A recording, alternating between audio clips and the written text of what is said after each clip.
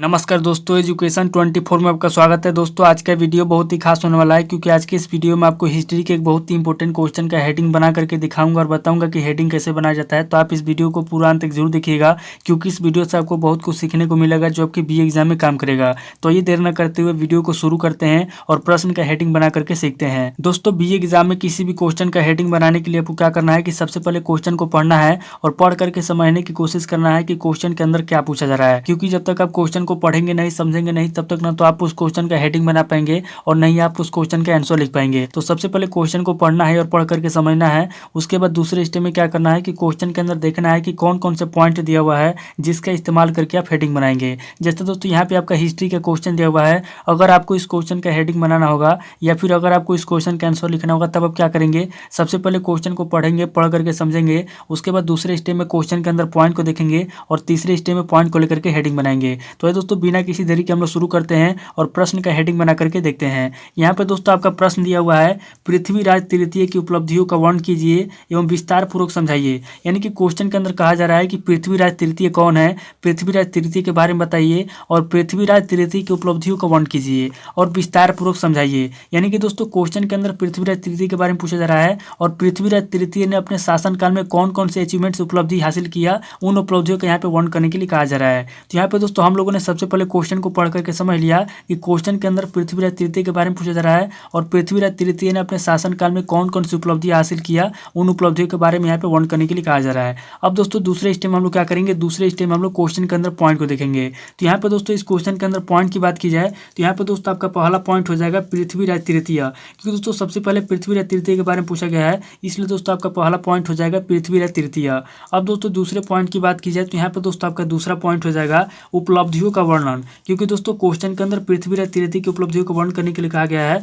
इसलिए दोस्तों आपका दूसरा पॉइंट हो जाएगा उपलब्धियों का वर्णन। अब दोस्तों तीसरे पॉइंट की बात की जाए तो यहाँ पे दोस्तों आपका तीसरा पॉइंट हो जाएगा विस्तार पूर्वक समझाइए, जो कि दोस्तों आपका पूरे क्वेश्चन के अंदर लागू होगा। तो यहाँ पे दोस्तों इस क्वेश्चन के अंदर देखा जाए तो आपका टोटल 3 पॉइंट दिया हुआ है जिसका इस्तेमाल करके हम लोग हेडिंग बनाएंगे। तो यहाँ पे दोस्तों हम लोगों ने सबसे पहले क्वेश्चन को पढ़ करके समझ लिया, उसके बाद दूसरे स्टेप में हम लोगों ने क्वेश्चन के अंदर पॉइंट को भी देख लिया। अब दोस्तों तीसरे स्टेप हम लोग क्या करेंगे, तीसरे स्टेप हम लोग पॉइंट को लेकर के हेडिंग बनाएंगे। तो यहाँ पे दोस्तों इस क्वेश्चन का पहला हेडिंग हम लोग क्या लिखेंगे, तो दोस्तों मैं आपसे हर वीडियो में बताता हूँ कि किसी भी क्वेश्चन का पहला हेडिंग या तो परिचय लिखेंगे, या तो परिभाषा लिखेंगे, या तो प्रस्तावना लिखेंगे, या तो भूमिका लिखेंगे। चूंकि दोस्तों ये हिस्ट्री का क्वेश्चन है इसलिए हम लोग क्या करेंगे, सबसे पहले हम लोग पृथ्वीराज तृतीय का परिचय लिखेंगे। तो यहाँ पे दोस्तों हम लोग क्या करेंगे, यहाँ पे दोस्तों हम लोग पॉइंट नंबर 1 देंगे और यहाँ पे दोस्तों पॉइंट नंबर 1 देख क्या करेंगे, यहाँ पे दोस्तों सबसे पहले हम लोग लिखेंगे पृथ्वीराज तृतीय की परिचय, यानी कि पृथ्वीराज तृतीय कौन है, पृथ्वीराज तृतीय का शासनकाल कब से कब तक चला, यानी कि यहाँ पे हम लोग पृथ्वीराज तृतीय के बारे में लिखेंगे। तो यहाँ पे दोस्तों इस क्वेश्चन का पहला हेडिंग हमारा हो जाएगा पृथ्वीराज तृतीय का परिचय। तो यहाँ पे दोस्तों हम लोग लिखेंगे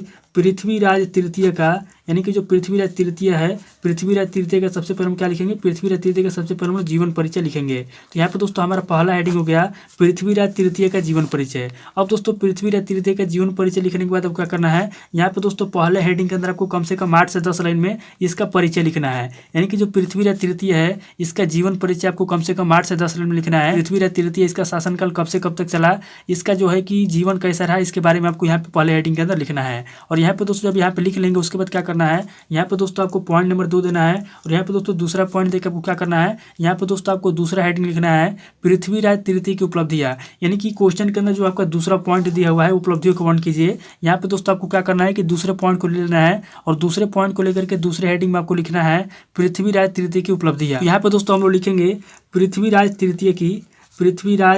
की उपलब्धि, यानी कि जो पृथ्वीराज तृतीय है, यहाँ पे दोस्तों हम लोग पृथ्वीराज तृतीय की उपलब्धियां लिखेंगे। यानी कि जो पृथ्वीराज तृतीय है उसकी कौन कौन सी उपलब्धियां है, उसने अपने पूरे शासनकाल में कौन कौन सी चीज़ें उपलब्ध किया, यहाँ पे दोस्तों हम लोग पृथ्वीराज तृतीय की उपलब्धियां लिखेंगे। अब दोस्तों दूसरा हेडिंग लिखने के बाद आपको क्या करना है, यहाँ पे दोस्तों दूसरे हेडिंग के अंदर आपको कम से कम 10 से 12 लाइन में यहाँ पे दोस्तों पृथ्वीराज तृतीय की उपलब्धियों के अंदर लिखना है। और यहाँ पे दोस्तों पृथ्वीराज तृतीय की उपलब्धि लिख लेंगे, उसके बाद क्या करना है, यहाँ पे दोस्तों आपको पॉइंट नंबर 1 देना है और यहाँ पे दोस्तों पॉइंट नंबर 1 देख क्या करना है, यहाँ पे दोस्तों पृथ्वीराज तृतीय की जो भी उपलब्धियां हैं यहाँ पे दोस्तों आपको पॉइंट में लिखना है। तो यहाँ पे दोस्तों पॉइंट नंबर 1 देखिए आपको क्या करना है, यहाँ पे दोस्तों पृथ्वीराज तृतीय की पहली उपलब्धि लिखना है। तो यहाँ पे दोस्तों पृथ्वीराज तृतीय की पहली उपलब्धि क्या है, तो यहाँ पे दोस्तों इसकी पहली उपलब्धि है साम्राज्य विस्तार। यानी कि जो पृथ्वीराज तृतीय है इसका साम्राज्य कहाँ से कहाँ तक फैला हुआ है, पूर्व से पश्चिम में कहाँ से कहाँ तक फैला हुआ है, उत्तर से दक्षिण में कहाँ से कहाँ तक फैला हुआ है। इसके लिए दोस्तों हम लोग क्या करेंगे, पॉइंट नंबर 1 के अंदर पृथ्वीराज तृतीय के सबसे पहले हम लोग साम्राज्य विस्तार लिखेंगे। तो यहाँ पे दोस्तों हमारा पहला हेडिंग हो जाएगा साम्राज्य विस्तार,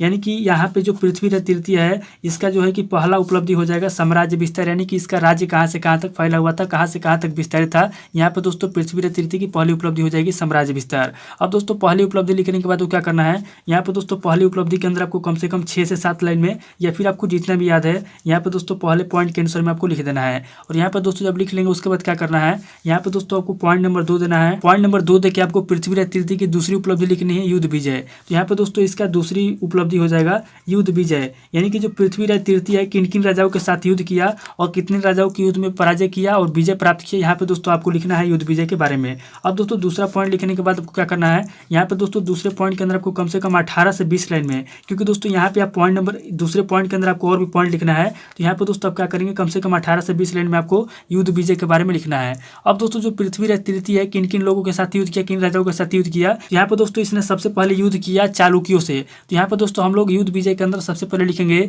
चालुक्यों से युद्ध एवं विजय प्राप्ति, यानी कि जो पृथ्वी तृतीय है पृथ्वी तृतीय ने सबसे पहले चालुक्यों से युद्ध किया, जो चालुक्य वंश के थे उन लोगों के साथ युद्ध किया, उन राजाओं के साथ युद्ध किया और उनको युद्ध में पराजय करके विजय प्राप्त किया। तो यहाँ पे दोस्तों सबसे पहले हम लोग इसका लिखेंगे युद्ध विजय में चालुक्यों से युद्ध एवं विजय प्राप्ति। तो यहाँ पे दोस्तों इसका पहला जो है कि युद्ध विजय हो जाएगा चालुक्यों से युद्ध, सबसे पहले इसने चालुक्यों से युद्ध किया, तो यहाँ पे दोस्तों इसका पहला युद्ध विजय हो जाएगा चालुक्यों से युद्ध एवं विजय प्राप्ति, यानी कि चालुक्यों के साथ युद्ध किया और यहाँ पे दोस्तों उनके ऊपर क्या किया, विजय प्राप्ति किया। तो यहाँ पे दोस्तों इसका पहला विजय प्राप्ति हो जाएगा चालुक्यों से युद्ध एवं विजय प्राप्ति, यानी कि जो पृथ्वी तृतीय है पृथ्वी तृतीय ने सबसे पहले चालुक्य वंश के जो राजा थे उसके साथ युद्ध किया और विजय प्राप्त किया। अब दोस्तों यहाँ पे क्या करना है, यहाँ पे दोस्तों हम लोग दूसरा पॉइंट देंगे और यहाँ पे दोस्तों दूसरा पॉइंट देके हम लोग पृथ्वी तृतीय की दूसरी उपलब्धि लिखेंगे यहाँ पे, यानी कि जो हमारा युद्ध विजय है युद्ध विजय के अंदर हम लोग इसका दूसरा जो है कि विजय लिखेंगे चंदेलों से युद्ध एवं विजय प्राप्ति, यानी कि जो पृथ्वी तृतीय है पृथ्वी तृतीय ने चंदेल वंश के जो राजा थे उनके साथ युद्ध किया, चंदेलों के साथ युद्ध किया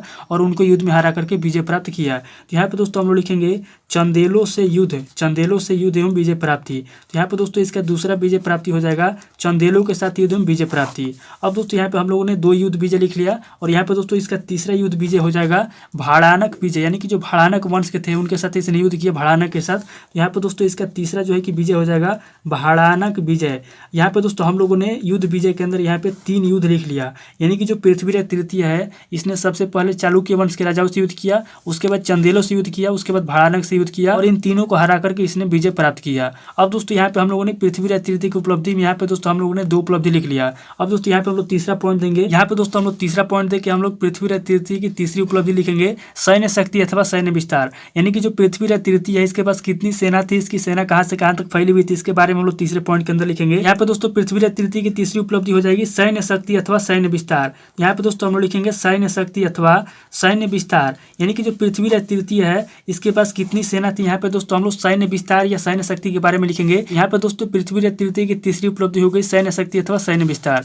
अब दोस्तों यहाँ पे हम लोग चौथा पॉइंट देंगे और यहाँ पे दोस्तों चौथा पॉइंट देके हम लोग पृथ्वी तृतीय की चौथी उपलब्धि लिखेंगे आर्थिक शक्ति, यानी कि जो पृथ्वी तृतीय है उसकी आर्थिक शक्ति कैसी थी। यहाँ पे दोस्तों हम लोग लिखेंगे आर्थिक शक्ति, यानी कि जो पृथ्वी तृतीय है उसके शासन काल में प्रजा की स्थिति कैसी थी या फिर उसकी आर्थिक स्थिति कैसी थी, यहाँ पे दोस्तों हम लोग आर्थिक शक्ति के बारे में लिखेंगे। अब दोस्तों चौथा उपलब्धि लिखने के बाद आपको क्या करना है, यहाँ पे दोस्तों 5वां पॉइंट देना है और यहाँ पे दोस्तों पृथ्वी तृतीय की 5वीं उपलब्धि लिखनी है राज्य विजय, यानी कि यहाँ पे सबसे पहले हम लोगों ने साम्राज्य विस्तार के बारे में लिखा, उसके बाद हम लोगों ने युद्ध विजय के बारे में लिखा और लास्ट में दोस्तों हम लोग लिखेंगे राज्य विजय, यानी कि जो पृथ्वी तृतीय है इसने किन किन राजाओं के साथ युद्ध में विजय प्राप्त किया और विजय प्राप्त करके उनके राज्य को अपने राज्य में मिला लिया। तो यहाँ पे दोस्तों हम लोग लिखेंगे राज्य विजय। यहाँ पे दोस्तों पृथ्वी तृतीय की 5वीं उपलब्धि हो गई राज्य विजय। यहाँ पे दोस्तों हम लोगों ने पृथ्वी तृतीय की उपलब्धि वाले पॉइंट के अंदर यहाँ पे दोस्तों हम लोगों ने 5 उपलब्धि लिख लिया। अब दोस्तों अगर आपको कोई और उपलब्धि याद आएगा या फिर पृथ्वी तृतीय ने जो भी उपलब्धि किया है अगर इसके अंदर आपको कोई और पॉइंट याद आएगा तो यहाँ पे दोस्तों आपको लिखना है,